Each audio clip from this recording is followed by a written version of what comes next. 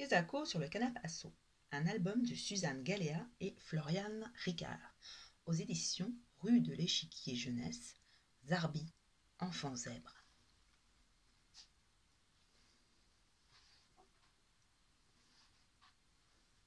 Je m'appelle Zarbi.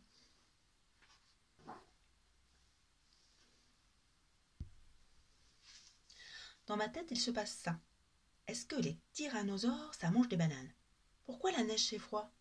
Est-ce que les fourmis ont le sens de l'humour? Pourquoi on ne fait rien pour les sans-abri? Il y avait quoi avant le Big Bang? Est-ce qu'on s'aime toujours quand on est mort? Pourquoi les kiwis ont-ils des poils? Pourquoi les cailloux entrent dans les chaussures? Pourquoi on se dispute quand on s'aime? Est-ce que ça existe, les médicaments pour arrêter de réfléchir? J'ai peur de tout. Des araignées, des incendies, des maladies, de l'eau, des guerres, de la guillotine, de la peau des oranges. Je pleure et je me mets en colère pour un oui ou pour un non, pour le grave et le pas grave. Je voudrais tant ressembler aux autres, surtout à Mimi, ma meilleure copine.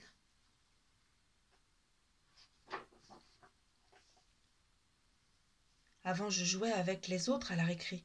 Mais un jour, Vanessa m'a dit « Arrête de faire ta commandeuse !» Elle m'a cogné la tête contre le mur. J'ai eu des points de suture. Depuis, je fais en sorte qu'on ne me remarque pas trop.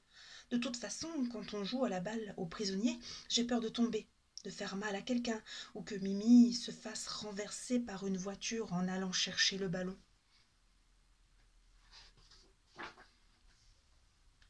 Alors je reste dans mon coin et je fais attention à Mimi, au cas où.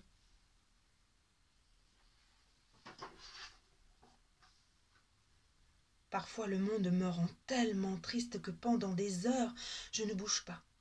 Mais à d'autres moments, j'ai tellement d'énergie que je saute dans tous les sens sans m'arrêter, jusqu'à tomber par terre d'épuisement.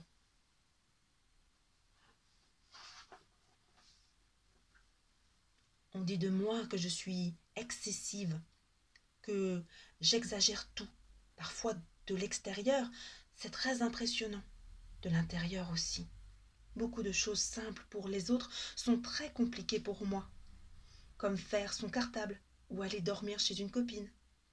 Et s'il arrivait quelque chose à ma mère quand je ne suis pas là? Je sens bien que mes parents se font du souci. La maîtresse s'inquiète pas mal aussi. Un jour, elle a convoqué mes parents pour leur dire que j'étais bizarre.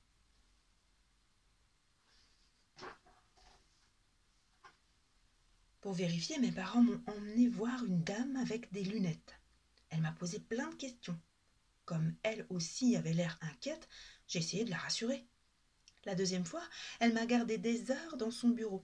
On a fait toutes sortes de jeux. À la fin, je l'aimais bien.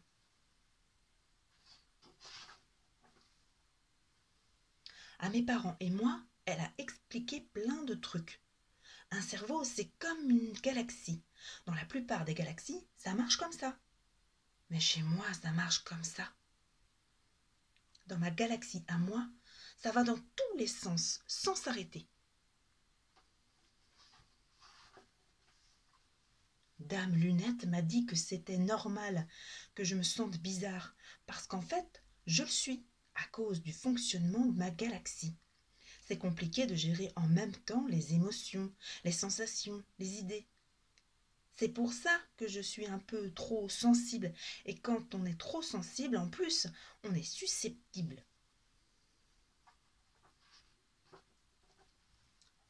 Dame Lunette m'a conseillé de ne pas trop garder les choses à l'intérieur. Sinon, ça fait une explosion phénoménale. Alors je pleure et je ris beaucoup. Quand on a une galaxie comme ça dans la tête, faut se dépenser énormément pour faire de la place. Vu que le monde ne tourne pas très rond, c'est normal de se mettre en colère contre lui. Quand je serai grande, quand je serai une super boxeuse, je me battrai contre l'injustice. En attendant, j'essaie de me concentrer sur les belles choses. J'ai demandé à Mimi si elle me trouve bizarre elle aussi. Elle m'a dit que oui, mais que c'était pour ça qu'elle m'aimait bien.